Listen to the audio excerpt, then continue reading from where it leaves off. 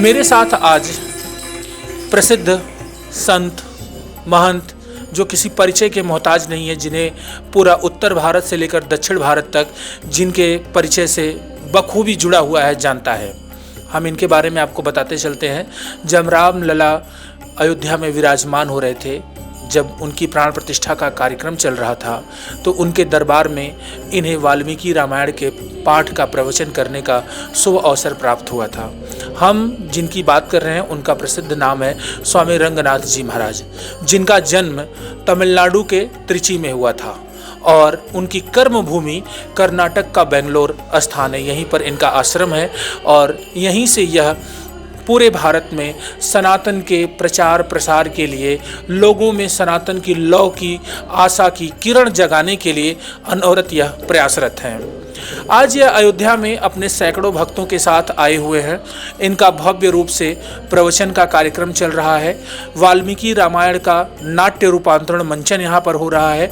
भक्त यहाँ पर सीता कल्याणम में शामिल हो रहे हैं, सीता वल्लभ के प्रोग्राम में कार्यक्रम में शामिल हो रहे हैं। बड़ा ही सुंदर कार्यक्रम इनका चल रहा है। सभी लोग, इनसे जो जुड़े हुए लोग हैं, आनंदित हैं, उत्साहित हैं। सभी लोग एक से बढ़कर एक कार्यक्रम में भाग ले रहे हैं। इसी अवसर पर हम स्वामी रंगनाथ जी से जुड़ेंगे और इनकी एक बहुत बड़ी आशा है, बहुत बड़ा यह अयोध्या के धरती पर कार्य करने जा रहे हैं, जिसके लिए इन्होंने रामलला से आशीर्वाद भी मांग लिया है कि अयोध्या में ही इनका एक वाल्मीकि रामायण रामचरितमानस की शिक्षा देने के लिए प्रसिद्ध रूप से गुरुकुल की यह स्थापना करने जा रहे हैं, जो पूरी तरीके से इनका कार्यक्रम पूरी रूपरेखा बन करके तैयार है। जल्द ही पूरे उत्तर भारत से लेकर दक्षिण भारत के नवागत विद्यार्थियों, शिक्षार्थियों के लिए यह गुरुकुल अयोध्या की धरती पर इनकी प्रेरणा के रूप में देखने का अवसर मिलेगा। जुड़ते हैं रंगनाथ जी महाराज से, जानते हैं पूरे कार्यक्रम के बारे में। अब यहाँ उत्सव चल रहा है सीतावल्लभ कुंज में, बेगमपुरा में, रामानंद नगर में। यहाँ प्रतिष्ठा उत्सव है। यह 10 साल पहले यहाँ इस आश्रम प्रतिष्ठापित था, इसलिए इसी दिन ऋषि पंचमी और गणेश चतुर्थी के समय में यहाँ इस प्रतिष्ठा उत्सव होगा।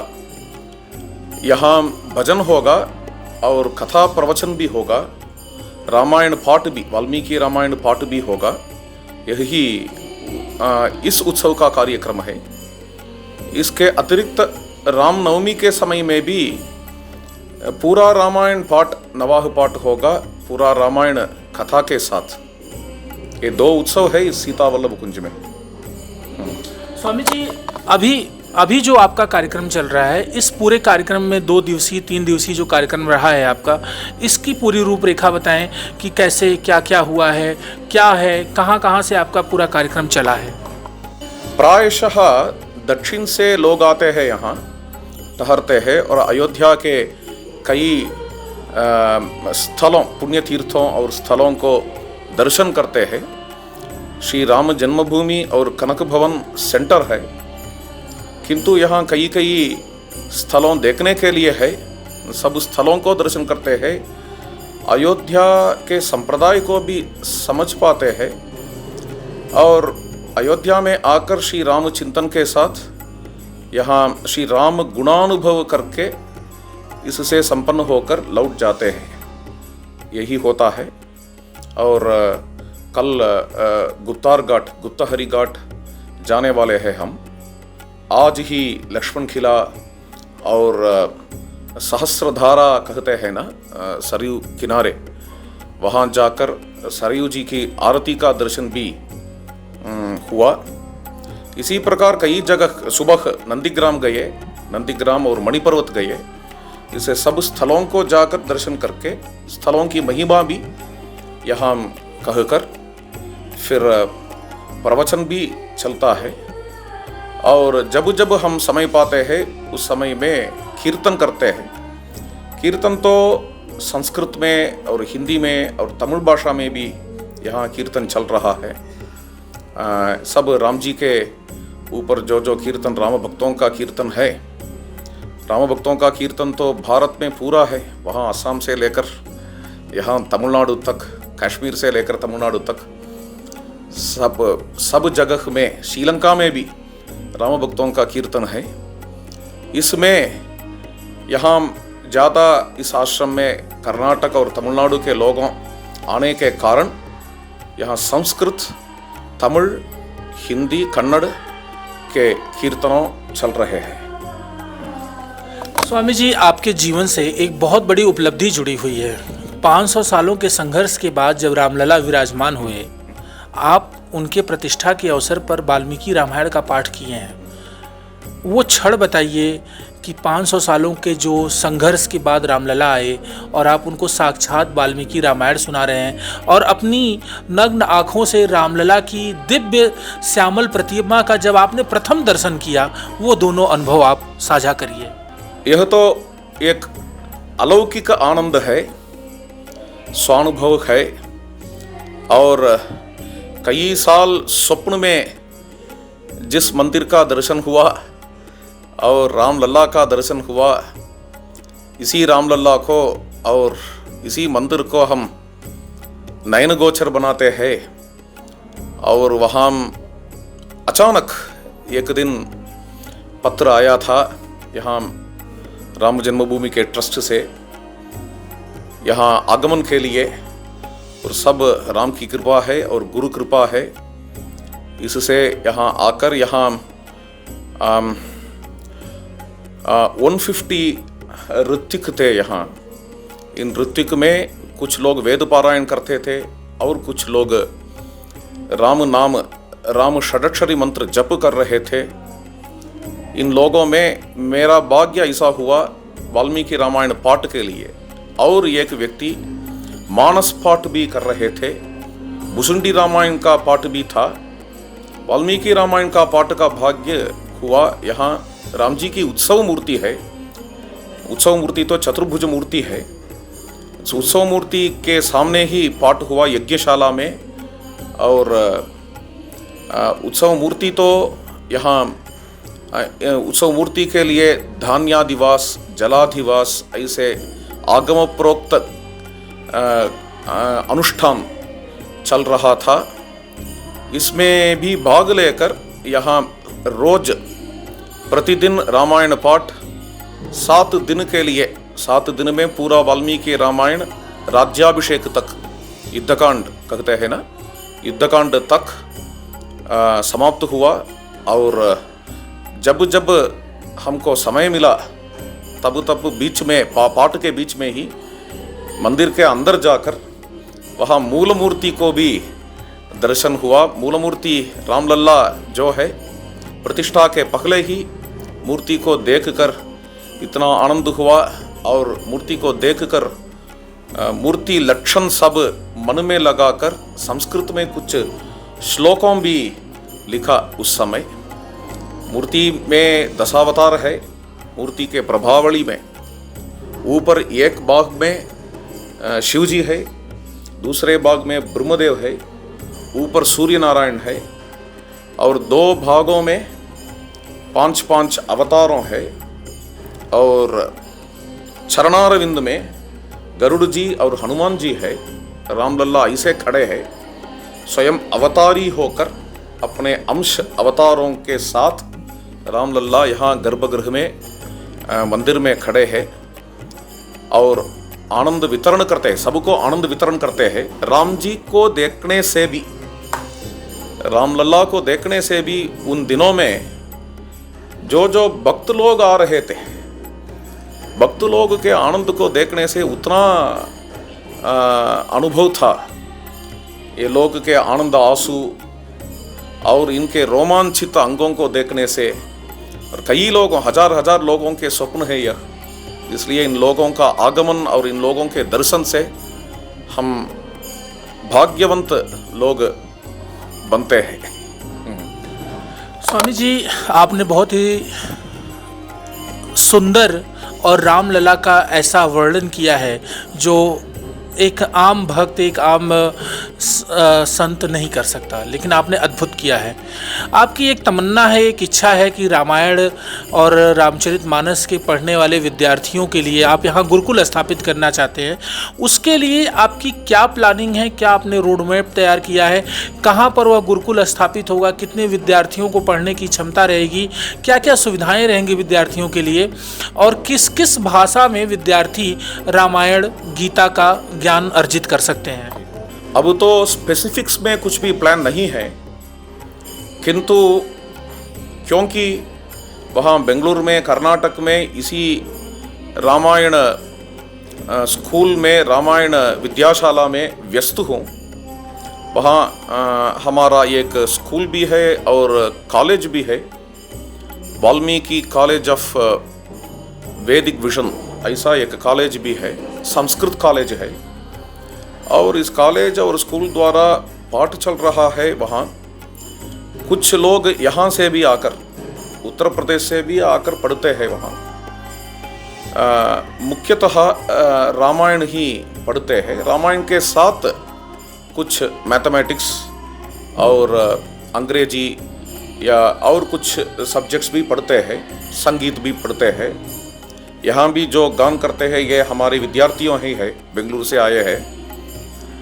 और वहाँ जो है आश्रम में जो चल रहा है अभी, वहाँ व्यस्त होने के कारण यहाँ समय नहीं दे सकते हैं अभी, किंतु इस स्थल ऐसा इसके लिए ही खरीदा 10 साल पहले सीता वल्लभ कुंज को रामायण विद्याशाला के लिए ही खरीदा, और वहाँ कुछ कार्यक्रम संपन्न होने के बाद यहाँ भी अयोध्या में भी उसी मॉडल में स्थापन करना उचित ऐसा पड़ता है। इसमें प्रधानतः वाल्मीकि रामायण का पाठ भी है, पाठ भी होगा और मानस का पाठ भी होगा, इसके साथ कुछ वेद का पाठ भी होगा, संस्कृत पाठ भी होगा, और मानस से, वाल्मीकि रामायण से क्या क्या मूल्य हम हमारे जीवन में लेना है, स्वीकार करना है, कैसे जीवन में राम जी को रिफ्लेक्ट करना है, राम जी को अनुसरण करना है। रामायण में जो जो कथापात्र है ये सब हमारे लिए आदर्श है ना, आदर्श है। माता तो कौशल्या के समान होना है, पिताजी तो दशरथ के समान होना है, और सती पत्नी तो सीता जी के समान होना है, और सेवक तो सुमंत्र के समान होना है, हनुमान जी के समान होना है, मित्र तो निषादराज गुह के समान होना है, और कई डायमेंशंस में श्री राम जी अनुपम आदर्श है पूरे दुनिया के। इसमें भी भारत के आदर्श है श्री राम जी। राम जी को अनुसरण करने के लिए विद्यार्थियों जिस ढंग से अध्यापन होने से राम जी को अनुसरण करेंगे उसी ढंग से पाठ चलाना है, और इस ढंग से वे विद्यार्थियों पाठ स्वीकार करके फिर बाहर जाकर ऐसा ही रामायण पढ़ाना है। यही रामायण स्कूल का, रामायण विद्याशाला का लक्ष्य होगा। इस ढंग से सब चलना है। इसके रामायण के साथ कुछ संगीत और कुछ NIOS कहते हैं ना, आप जानते हैं, national institute of open schooling, इससे इस सिलेबस से कुछ मैथमेटिक्स वगैरह ये सब, क्योंकि 10th और 12th भी उतरना है, इसलिए इन सब को मिलाकर इस स्कूल की व्यवस्था होगी। कुछ भगवद गीता भी पढ़ाते हैं रामायण के साथ, सबके साथ रामायण पाठ होगा और योगाभ्यास भी होगा। आसन, प्राणायाम, धारणा, ध्यान, ये सब के साथ ही विद्याशाला होगी। स्वामी जी, एक महत्वपूर्ण और बात हम आपसे जानना चाहेंगे। आज यूथ, हमारी जो यूथ जनरेशन है, वह तमाम कथावाचक, संत, महंत, प्रचार प्रसार सनातन धर्म को लेकर के आगे बढ़ रहे हैं, लेकिन यूथ तिलक लगाने से भाग रहा है, कलावा पहनने से भाग रहा है। आप ज़्यादातर युवाओं को देखेंगे माथे पर उनके तिलक नहीं होता, जबकि हमारे तिलक सनातन की पहचान है। हाथ में रक्षा सूत्र पहचान है। चाहे वो महिला हो या पुरुष, लोग जो सनातन का श्रृंगार है उससे दूर भाग रहे हैं। उस सनातन के श्रृंगार को लोग फिर से अपनाएं, जो भारत की सदियों पुरानी परंपरा रही है। उसके लिए आप लोग क्या मुहिम करेंगे, क्या उपदेश देंगे कि जिससे यूथ सनातन के इस श्रृंगार को एक्सेप्ट करें, फिर से अपनाना शुरू करें?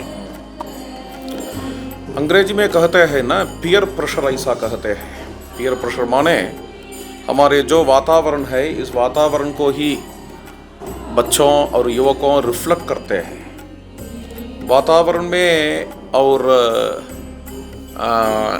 मित्रों सब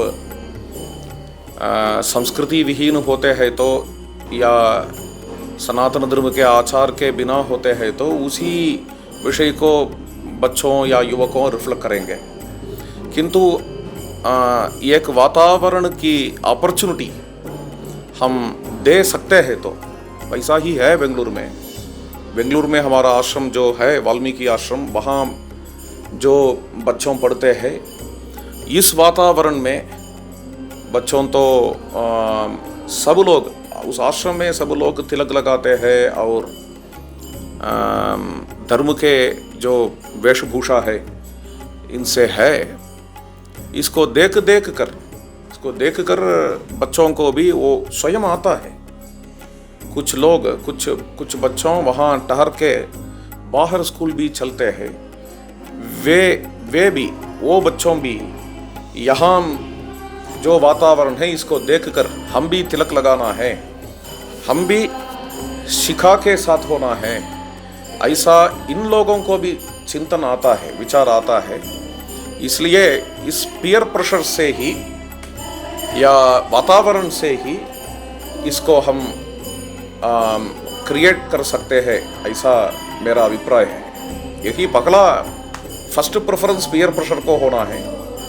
और इन लोगों के लिए कुछ इनसे बात भी कर सकते हैं। बात करने से इसके इस संस्कृति में जो है, इन सब के कारण क्या है, क्यों तिलक लगाना है, क्यों हमारे वेशभूषा में होना है, ऐसे बात करने से भी। और तीसरा विषय है, हमारे रिकॉग्निशन के बिना ही मन में कुछ इंफीरियरिटी कॉम्प्लेक्स है। इस इंफीरियरिटी कॉम्प्लेक्स को हटाने से भी, कैसा हटाना, भारतीय संस्कृति में जो ऊंच तत्वों हैं, तत्वों को विचार देने से भी, या अब जो भारतीय इतिहास है, इतिहास के याथार्थ्य को प्रकटन करने से, और भारतीय शास्त्रों में जो प्राचीन शास्त्रों में भी जो विज्ञान था, उस विज्ञान से कई योगदान है विदेशियों के फिजिक्स, केमिस्ट्री में भी और बायोलॉजी में भी, आयुर्वेद से या शिल्प शास्त्र से कई योगदान है।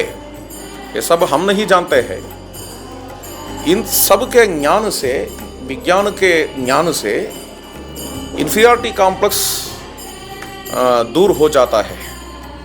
इंफीरियरिटी कॉम्प्लेक्स को हटाने से भी इस प्रकार के सनातन धर्म के वेशभूषा में इच्छा होगी। स्वामी जी, कल सीतावल्लभ कुंज मंदिर में भव्य रामायण का नाट्य रूपांतरण, नाट्य मंचन होगा। क्या है, कितने लोग इसमें भाग लेंगे, कैसे कैसे होगा, क्या कार्यक्रम रहेगा, पूरा विस्तार से आप बताएं। पूरा रामायण का नाटक नहीं है, किंतु रामायण से एक विषय को लेकर, विषय तो समधर्म है, समधर्म को लेकर नाटक करेंगे कल। तमिलनाडु में एक गांव है, इस गांव का नाम है मेलटूर। मेलटूर में रामायण नाटक की परंपरा है। इस हर साल वहाँ उत्सव चलता है। उत्सव का नाम है भागवत मेला। वहाँ जो नाटक चलता है उसी नाटक को यहाँ भी आकर वे करते हैं, वो लोग करते हैं। लोग सब गांव के लोग हैं। और यहाँ इस थीम से होता है। थीम तो समधर्म है। रामायण में समधर्म, रामायण समधर्म से शुरू होता है। वाल्मीकि रामायण प्रारंभ में ही राम जी के गुणों हैं। इन कल्याण गुणों में एक गुण ऐसा आता है, आर्य सर्वसमश्चैव सदैव प्रियदर्शनः, सदैव प्रियदर्शनः। सर्वसमः, सर्वसम है श्री राम जी। और राम जी के प्रेम तो सब जातियां और सब लोगों है, इन लोगों के ऊपर समान है, ऐसा महर्षि वाल्मीकि कहते हैं। सर्वेषां हि स धर्मात्मा वर्णानां कुरुते दयाम, चतुर्णाम ही वयस्थानां तेन ते तम अनुव्रताः। पूरा चरित्र में एक बड़ा थीम है। राम जी निषादराज गुह को भी गले लगाते हैं, आलिंगन करते हैं और बंदरों से, वानरों से भी संपर्क करते हैं। गीध जटायु को मोक्ष देते हैं। और वहाँ जंगल में जो पेड़ों पौधों हैं इनके साथ भी व्यवहार करते हैं। जैसे वानरों से होते हैं वैसे ही रीस, जांबवान आदि बालू से भी संपर्क करते हैं। गिलहरी से राम जी की दया गिलहरी के ऊपर है। राक्षसों, क्रूर लोगों थे, इन लोगों में भी एक सात्विक थे, विभीषण। विभीषण शरण लेने समय श्री राम जी राक्षस ऐसा समझने के बिना, राक्षस ऐसा नहीं मानते हैं, विभीषण को भी शरण देते हैं। इस प्रकार श्री राम जी के परिवार में निषाद है, राक्षस है, निषाद है और ब्राह्मणोत्तम वशिष्ठ जी भी है और सेवक सुमंत्र भी है। निषाद राज गुह को कहने समय महर्षि वाल्मीकि कहते हैं रामस्य आत्मसमस्सका, राम के आत्मसम है निषाद राज गुह। उसी पद प्रयोग ब्राह्मणोत्तम वशिष्ठ, महर्षि वशिष्ठ के भी होता है पुरोहितस्य आत्मसमस्य। वैसा राम जी के परिवार में बंदर भी है, बालू भी है, राक्षस भी है और केवट भी है। केवट ठीक है, राक्षस के शबरी भी है। शबरी के फल को श्री राम जी स्वीकार करके मोक्ष फल देते हैं। और ये सब राम जी के परिवार में होते हैं। इस समधर्म को दिखाने के लिए कल का नाटक होगा, वही नाटक का थीम है। इस थीम को लेकर नाटक है, इसलिए उसमें दीनहीन लोगों जो रामायण में हैं, इनको श्री राम जी ने कैसा अभेदान दिया और इन लोगों से कैसा व्यवहार किया, इन सब के विषय में नाटक होगा। स्वामी जी, आपसे मेरा एक और आखिरी सवाल है। समाज, सनातन हिंदुत्व, यहाँ तक कि व्यक्ति के जीवन के लिए रामायण की क्या भूमिका है? वाल्मीकि रामायण हो या रामचरितमानस, यह सनातन व्यक्ति, इंसान जो भी है हमारे धरातल पर, उनके उत्थान के लिए किस प्रकार से यह उपयोगी है या सहायक है? सनातन की परिपाटी ऐसा होती है, सनातन का डेफिनेशन ऐसा होता है, सर्वे भवन्तु सुखिनः। दुनिया में सब जीवराशि सुखी होना है, ऐसी इच्छा आधारित काम यह ही सनातन है। इसके लिए जो कर्मानुष्ठान है, क्रिया है, उत्सव है, ये सब को सनातन कह सकते हैं। सनातन के आधार वेद है। और इस सनातन के यद्यपि वेद आधार है, फिर भी धर्म का रूप, धर्म का दायित्व, धर्म का आदर्श व्यक्तित्व रामायण से ही शुरू होता है। वेद में तत्व है, किंतु तत्व का, धर्म तत्व का प्रतीक कौन है? राम जन्मभूमि के मोटो क्या है? रामो विग्रहवान धर्म। राम धर्म का रूप है, इसलिए रामायण से शुरू होता है। सनातन के उपादान कारण है रामायण। उपादान समझते हैं? उपादान कारण है श्रीमद् रामायण। इसी कारण से इस पूरा भारत में सब स्थानों में रामायण प्रचलित है, नाना रूप में प्रचलित है। यद्यपि वाल्मीकि रामायण आधार है, फिर भी वाल्मीकि रामायण से नानाविध रूप से, नाना भाषाओं में रामायण यहाँ अवतरित है। कश्मीरी भाषा में रामायण है, असमी भाषा में माधव खंदड़ी की रामायण है, और उड़िया में बलराम दास के रामायण है, और उत्तर प्रदेश और मध्य प्रदेश सब स्थानों में हमारे रामचरितमानस है, और बंगाल में कृतिवास रामायण है, तमिलनाडु में कंब रामायण है, और कन्नड़ में थोरवे रामायण है, तेलुगु में रामायण है, रंगनाथ रामायण है, महाराष्ट्र में भावार्थ रामायण है, मराठी में, सब भाषाओं में रामायण है। और भाषाओं में एक ग्रंथ रामायण नहीं, भाषाओं में मुख्य ग्रंथ है रामायण, क्योंकि इस ग्रंथ के बिना भाषा को हम इमेजिन भी नहीं, कल्पना भी नहीं कर सकते।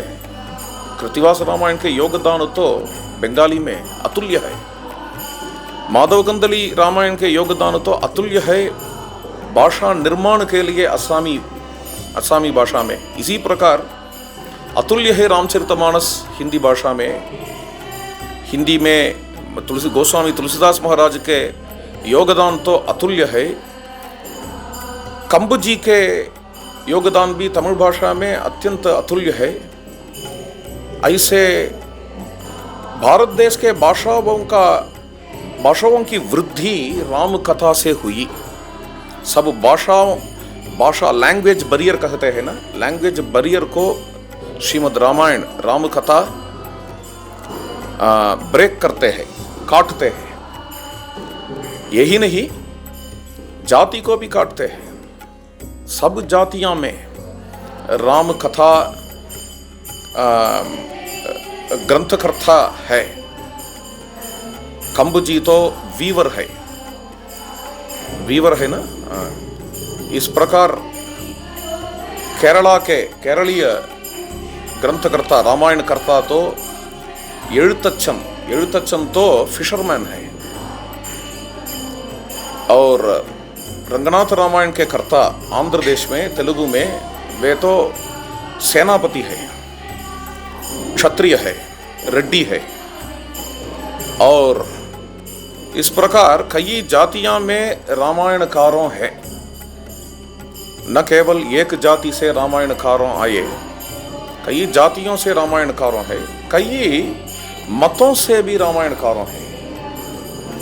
शैवों के रामायण है, वहां तेलुगु में मोल्ला रामायण कहा गया है, शैव आधारित रामायण है। इस प्रकार सिख लोगों के लिए रामायण है। गुरु गोविंद सिंह ने किया रामायण, रामावतार चरित ऐसा ग्रंथ है, अत्यंत प्रसिद्ध ग्रंथ है पंजाब में। और विदेश में भी रामायण है, इंडोनेशिया में रामायण है, थाईलैंड में रामायण है। ये सब रामायण है। और इंडोनेशिया मुसलमानों के देश है। इस देश में ये लोग रामायण को सेलिब्रेट करते हैं, रामायण के लिए उत्सव करते हैं।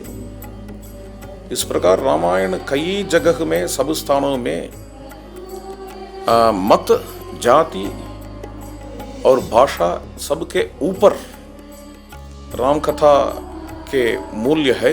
राम कथा से सनातन के गुणों को सब भारतीय लोग ग्रहण करते हैं। भारतीय नानाविध भाषा हो सकती है, भारत में नाना जाति पांति हो सकती है, ये सब डाइवर्सिटी है, विविधता है। इन विविधता में एकता रामायण है।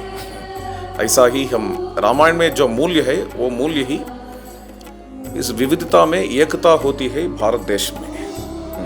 मेरे साथ जुड़े हुए थे वाल्मीकि आश्रम बेंगलुरु कर्नाटक के स्वामी महंत रंगनाथ जी महाराज, जो अपने विभिन्न विचारों को लेकर के रामायण, वाल्मीकि आश्रम और अयोध्या में जो उनकी इच्छा है, जो तमन्ना है, जो उनका सीता वल्लभ कुंज, इस परिसर से जो पूरे सनातन के लिए वह भारत देश को संदेश देना चाहते हैं, उन्होंने पूरी बात हमारे साथ विस्तार से बताई। और इसके साथ ही जो महत्वपूर्ण बात रही कि रामायण के तमाम जो रूप हैं प्रदेश से लेकर विदेश तक, उसकी भी उन्होंने हमसे चर्चा की। साथ ही प्रतिष्ठा, रामलला के प्राण प्रतिष्ठा के अवसर के उन अनछुए पहलुओं को हमारे साथ साझा किया, बताया, जो अब तक शायद ही किसी को पता होगा, लेकिन तिलक के माध्यम से उसे हर बात पता चलेगी। तिलक के लिए मैं अयोध्या से देवेश पांडे।